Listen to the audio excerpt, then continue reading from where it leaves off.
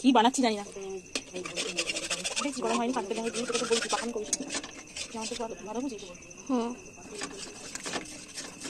তো হয়ে গেছে, এবার আসতে দে, এবার আসতে দে দিদি, পাস্তা ঢাল।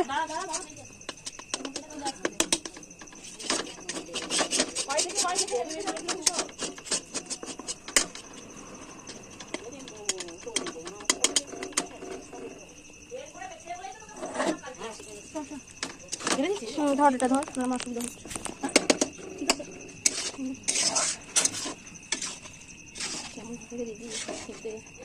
দাঁড়াও মা, আসছি। এখানে বড় স্পেশাল মেনু রান্না হচ্ছে, পুরো ঘ্যাট।